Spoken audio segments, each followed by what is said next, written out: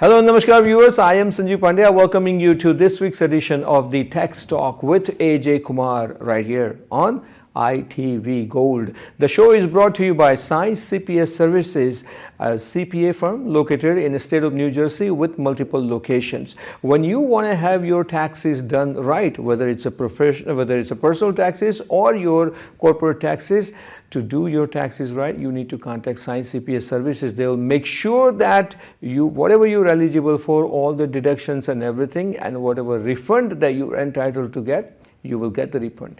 Refund or non-refund, that's secondary, but to have your taxes done right, because in today's day and age, it's important to do your taxes right. Now, why am I saying that? Because in today's show, we're going to talk about something which is related to that topic, that why should you do your taxes right? All the helpful and meaningful information is coming up soon in this show. Once again, you can contact Sai CPA Services at 908-380-6876 or visit their website saicpaservices.com. With that note, I'd like to welcome Mr. AJ Kumar of Sai CPA Services with over 25 years of experience, CPA and MBA with Sai CPA Services. Every week, he takes the time out of his busy schedule, joins us to actually share all the information when it comes to taxes. AJ, good to have you. Thank you, Sanjeevji. Thank you for the kind introduction. Sure, very well. And like I said, that you need to have your taxes done right. Absolutely. Everyone wants refund. I know that. You're 100% right. A lot of people are more focused on the refund than getting it right. And we always remind that you do not want to look for the refund. If you deserve the refund, rightfully so, you will get the refund. But more important than getting the refund is doing it right. Exactly. And if I may say about Sai CPA Services, many firms, many CPA firms, you may hear from them that, oh yeah, they're going to get you best refund, come in our door, sit down with us, we're going to make sure that you get the maximum refund, this and that. Sai CPA Service never will say that. Sai CPA Services will say, we're going to do your taxes right, and whatever you're entitled to, you will get the refund. So that way your taxes are filed correctly, whether it's corporate taxes if you're a business owner, or your personal taxes. Once you have your taxes filed correctly, then the chances are that your tax returns will not get audited. Absolutely. Because once a tax return is audited, that means it's a red flag. And today's show is all about IRS red flags. You're 100% right, Sanjeevji. A typical IRS audit can take anywhere from 3 months to 3 years. It's not just about the money. There will be penalties. There will be tax owed, interest and penalties. IRS has 6 years after you file the taxes to come back to you to say this is what you owe. And a typical IRS audit, once it starts, can take years. The restless nights that you will have, the peace of mind that you will lose in those years is extreme. It can be very, very difficult for any family. We see a lot of families where the divorces are happening because the family is going through the IRS audit and the IRS auditors decided that they owe large amount of money. So it's very important for people to do their taxes right, not focus on the refund. Make sure it's done right. If you deserve a refund, if you are entitled to a refund, you get the refund. If you are supposed to pay, you pay your fair share. But make sure your taxes are done right. When your taxes are done right, chances are very less that IRS will pick up that tax return for the audit. Now let's say if someone's tax return is picked up for the audit, red flag and everything, let's discuss that what are the common errors that accountants, CPAs, or even people who file their own taxes, they make it, right? Absolutely. And that's why you need to have a professional CPA like Sai CPA Service firm to do your taxes. So what is the number one thing? They say round numbers. How does round numbers create IRS red flag? A lot of times, especially the people who are filing their own taxes, and a lot of these people, the small business owners, they have some consulting income, side income, solo proprietorship, single member LLC. They don't take time to calculate the actual number and they end up reporting everything as a round number. So the income 20,000, travel 5,000, utility 1,000, phone bill 2,000. See, you see the trend over here, Sanjeevji? Every number is in thousands. So just by looking at these numbers, you know that nobody took time to actually calculate the numbers. They're all rounded numbers. They're all estimated numbers. And chances are that one or two numbers are inflated. Inflated or underrated. The fact is that you did not do it right. It's not about refund. Right. In one case, the taxpayer used all the rounded numbers. The taxpayer got an audit. We called the auditor. We looked at all the numbers. We actually got $15 back after the audit. It's not about if you are getting the money back or if you are paying the money. It's more about, do you want to go through the audit? Do you want to use the rounded number? Why don't you take time to calculate all these numbers as best as you can and then report the real number as opposed to rounding up these numbers? Okay. All right. So that's the one thing that you should keep in mind, rounding up numbers. Second thing is missing income. There are people there who may miss, could be one of the 1099s. It's very, very common, unfortunately, especially the 1099 interest income, dividend income. A lot of wealth banks, the investment banks, they're not sending the paper copies anymore, Sanjeevji. The onus remains on the taxpayer to go to that website, to log into that website, download certain 1099s, and then report those 1099s. Yes. Please understand, a copy of those income statements, 1099, 1098, all those documents is submitted to IRS as well. So IRS knows what income you made. If you don't report every single income, when you file the tax return, your tax return will not be in sync with what IRS knows about you. That's the primary reason, because unknowingly, not intentionally, a lot of people will miss some interest income, some dividend income, some capital gain. People sell the house and the investment properties, and they forgot to include the capital gain taxes. They did not know what they did not know, especially when you're filing your taxes yourself. If you have a transaction of this sort, out of bloom transaction, out of ordinary transaction, selling the home, making large amount of money in the stock market, at that time it's very important for you to consult somebody who knows what they are doing, especially in situations when you have an out of ordinary situation. Okay. Interesting. These are the things, so one we talked about rounding numbers and the other one is missing income. Now the third one is excessive tax breaks, compared to income. How does that fall into red flag? Right. So going back to our theory that everybody wants to save money. Everybody wants to pay the least amount of tax and wants the maximum refund. So there are a lot of creative people that we have seen where they have this side job, side income. They made $10,000 in consulting income and their expenses were $30,000 to do that consulting. They will claim a lot of travel, even though they're going for consulting once a week, twice a week. They will claim $20,000 in travel. But $20,000 is the lease payment for your car. The car is being used for personal reasons as well. You're going to do consulting once a week, twice a week. You only made $10,000. How could you be spending $12,000 on travel expense? So in a lot of cases, Sanjeevji, there are excess deductions. People claim a lot of expenses. Small income, large expenses. Then the question becomes, hey, you drive a BMW. You live in $1 million home. You have 2 children. How are you supporting that? Your total taxable income is $20,000. How can you drive a BMW, live in $1 million home and feed 2 children? A lot of times their income does not match with the lifestyle that they have. And that's what creates the audit. Yep. You try to take advantage of IRS and you try to actually be smarter than IRS. And when you do these kind of things, it's not worth it. It's a matter of time. The system is dealing with 200 million people like you. So they will take time. But it's all computerized. Sooner or later, we'll see how much mortgage you pay, how much car payment you pay, exactly. how much down payment you paid. This is all electronic transaction. The system will eventually catch it up. Because numbers can be traceable. With the categories, numbers are traceable. It's all linked to your social security number. Yeah, absolutely. We can easily find out how much money you made, how much money you paid, and the amount of money you are paying year after year is far more than the amount of money you are paying taxes on. So where is this money coming from? So now, as a taxpayer, whether you're filing a tax return as a single or married jointly or separate and widow or head of household, whatever it is, right? You all know about standard deduction. Everyone knows about it. But how come earned income tax credit can create IRS red flag? Great question. So earned income tax credit is a way for the government to give more money back to poor families. So if you go back to our excessive deduction, if you are making $20,000 and you are claiming $30,000 of deductions, your taxable income goes down by $10,000.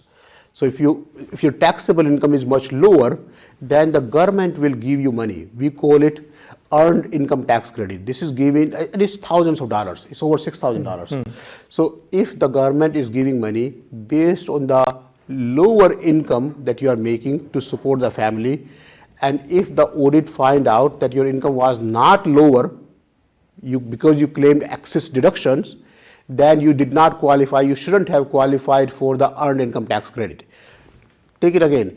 Earned income tax credit is given to you only because you did not have enough income to support the family. If we find out you claimed unnecessary deductions, excess deductions, and that's why you dropped the income, we gave you the earned income tax credit you should not have qualified for. That's what creates the audit. Oh, I see. Good to know. Now, here's the one interesting fact that we should share with our viewers. Between fiscal years 2015 and 2019, audits dropped by 75% for Absolutely. taxpayers making $1 million or more, and 33% for filers claiming the earned income credit, according to a 2021 report from the Treasury Department. So, as it is, I mean, it can create a red flag. It does. In 2023, IRS was giving $80 billion. Yeah. Now the audits are coming back up again. So IRS audit rate was going down year after year after year for last few years. So 2023 was the year when IRS was giving absurd amount of money to revamp the system, revamp the software, increase the audit again. And remember, doing audit is a profitable business for IRS. The amount of salary that they pay to the auditor and the amount of money they collect from these audit, the ratio is absurd. So it's a profitable business. They just don't have enough people. They don't have enough money to hire these people. And IRS was giving $80 billion over next 10 years that they can spend to ramp up the audit rates. I have a question. This is, before quickly we go into the break. This the IRS auditors and everything, right? And obviously IRS needs more auditors, and they've been hiring more people. Are they given some kind of target that they must collect X amount of money in a year or something? Yes and no. So a lot of these auditors, and we deal with a lot of these auditors, they are extremely nice people, very, very nice people. They have a government job. They don't want to be bothered. Their job is to close the audit, not to collect the money from you. Okay, good So to know. they are given certain targets as how many cases they have to close, how many cases they have to be working on. Each auditor can be working on 30 to 40 cases at the same time. Nice, okay. So these auditors are extremely busy, especially these days with the lack of number of auditors. So they are working on many cases. They are giving targets to close the cases, to work on these cases. There is no such target as how much money they have to collect. There is no financial target. All right, that's a good to know. Now it's time for us to take a short break. When we come back after the break, viewers, we've got a very important topic for you as part of this show, and it has to do with foreign accounts, all the information that you need to know. That's all coming up right after these messages.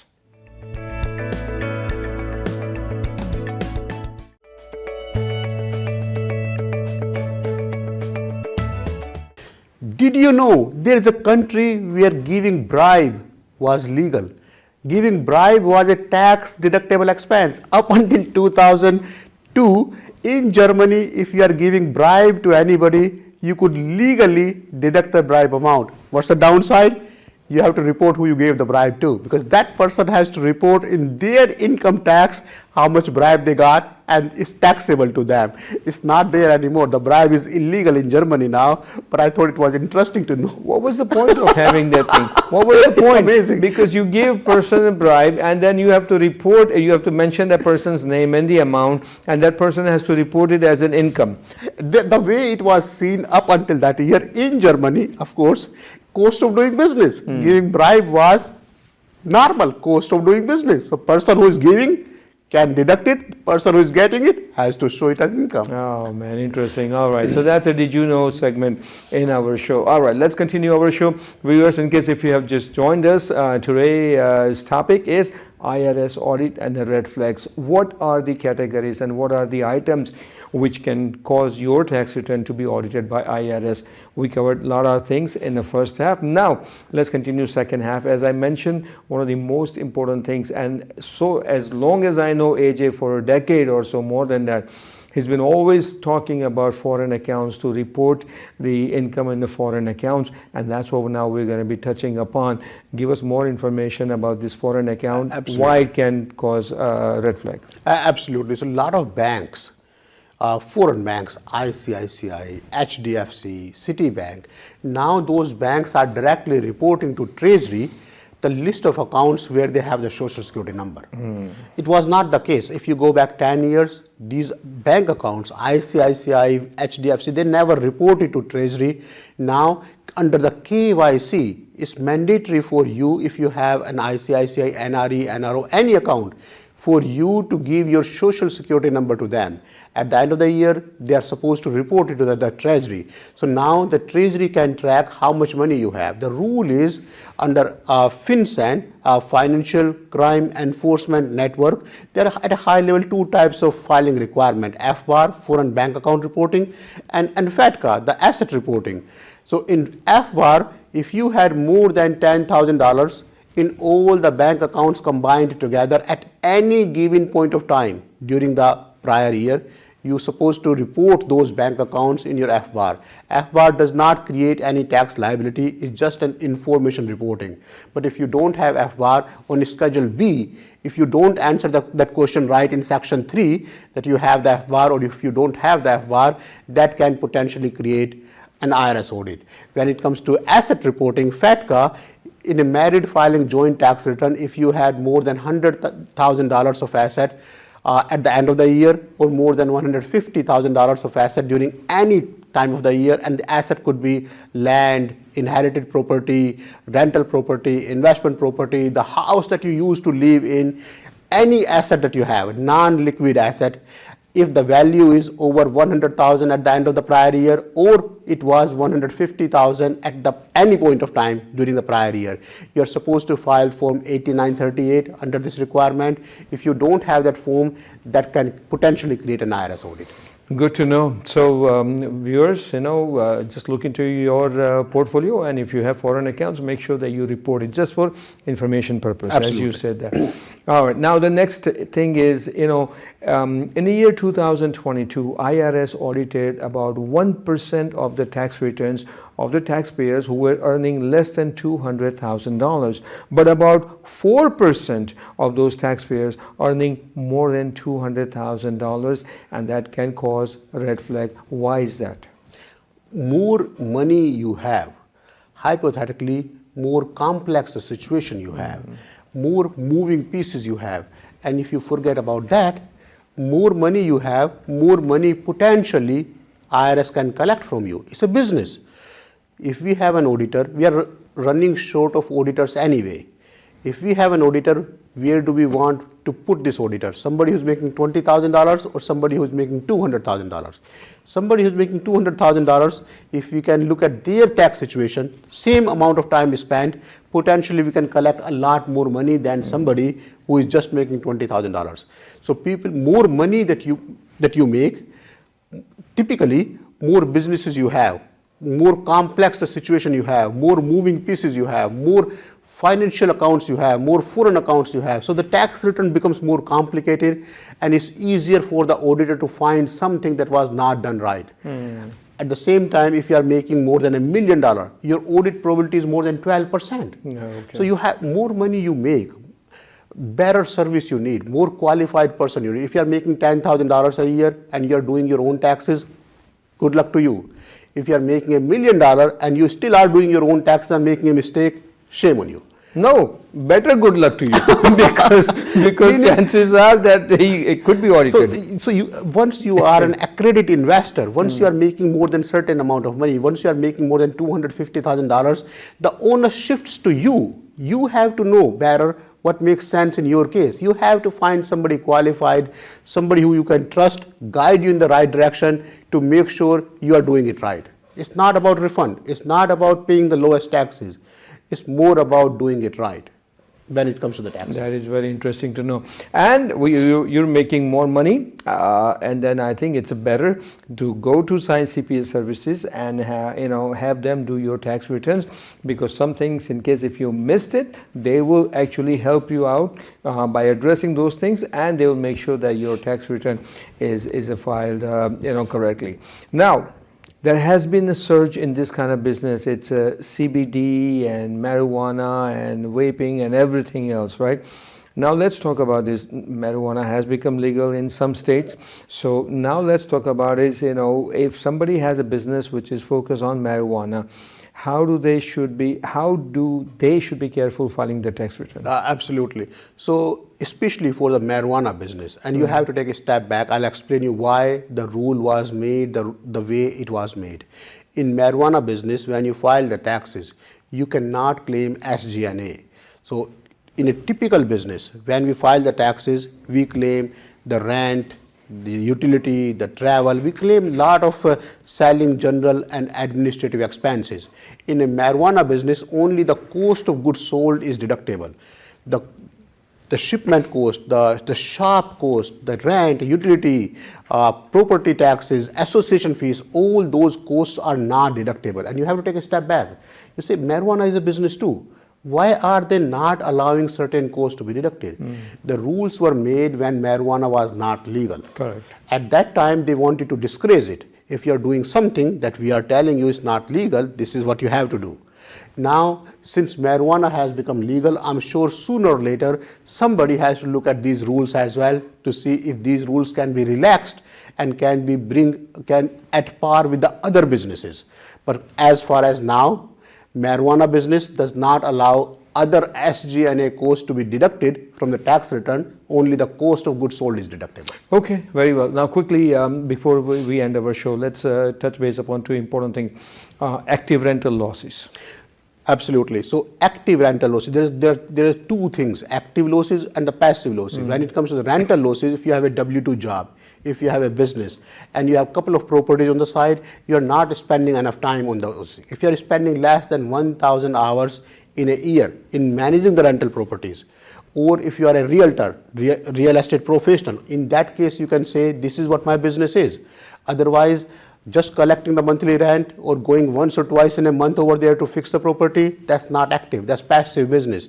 You cannot have the passive expenses or passive losses deducted against your active income. W-2 income, your business income cannot be offset against the passive losses that you have from the rental properties. Okay. A lot of people make this mistake when they qualify, when they claim their rental business is active, which it's not supposed to be active because they're not spending enough hours. If you think your rental business is active, please make sure you keep the log, how much time you spent on which activity. And then at the end of the year, you show you have a proof that you are indeed spending more than 1,000 hours on this business.